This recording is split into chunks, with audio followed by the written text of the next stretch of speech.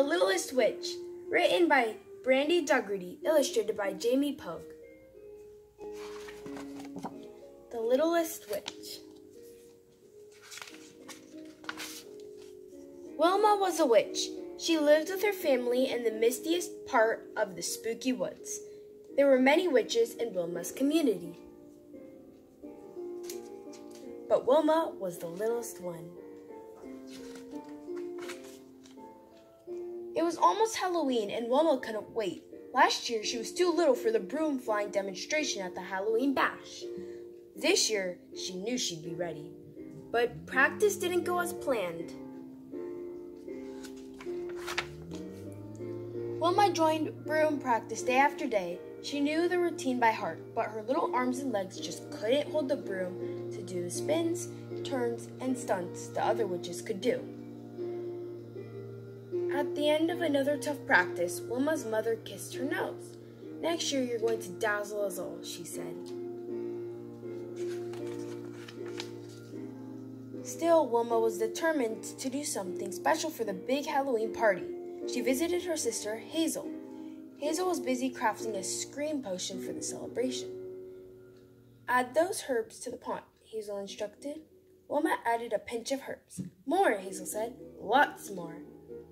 But the big jar slipped from Wilma's tiny hands and landed in the pot. The potion screamed so loud it burst into gooey green mess. Hazel wiped Wilma's eyes. "Maybe Aunt Ruby needs some help," she said. Wilma hurried to Aunt Ruby's house. She was one of the best spellcasters in the spooky woods, and she was working on her biggest spell yet.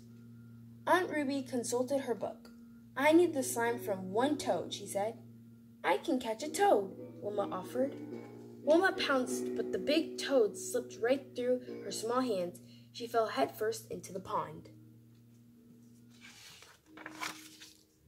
Wilma marched over to the broom studio. If she couldn't find the demonstration, maybe she could make the new brooms. The witches showed her how to gather the twigs around the pole and secure them with string. But bundling the twigs wasn't easy. Before she knew it, Wilma had tied herself up to her broom. "We don't have time for silliness," one of the witches told her.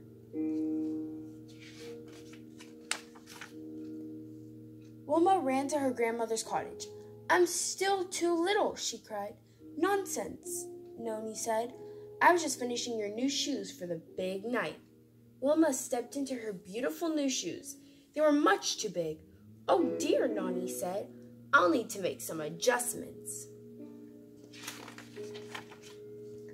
Wilma roamed through the spooky woods. She was sad. She knew there had to be one special thing she could do this Halloween, even if she was little. Wilma rounded a corner and bumped right into her friend, May the mummy. May was sad too. "There's no part for me on Halloween," Wilma whispered. May nodded. "I was ready to do the mummy dance this year, but now my family is stuck home with the monster mumps." "At least we can go together," Wilma said. Before long, Halloween was here. All of the spooky woods joined the party. There was dancing and magic, yummy food and music. Soon it was time for the annual broom flying demonstration. Wilma and May stood in the very front as the witches started their performance. But the witches looked confused. They all flew in different directions. The crowd got quiet. "The director is missing," Wilma gulped. Wilma looked around. Then she had an idea. "Quick, May, give me a boost." May helped Wilma climb onto her shoulders. Now she was very tall. Wilma got the witches' attention and began conducting the routine. The witches lined up and started again, following Wilma's directions. The broom flying performance finished with a flurry of spins and dips. Everybody laughed and gasped and clapped and cheered. The witches stole the show with their fantastic demonstration, all thanks to Wilma and May. Once again, Wilma and May proved that being a little can be fun. But it's the magic of friendship that makes it even sweeter. Thanks so much for watching. Hope you enjoyed today's video. Bye!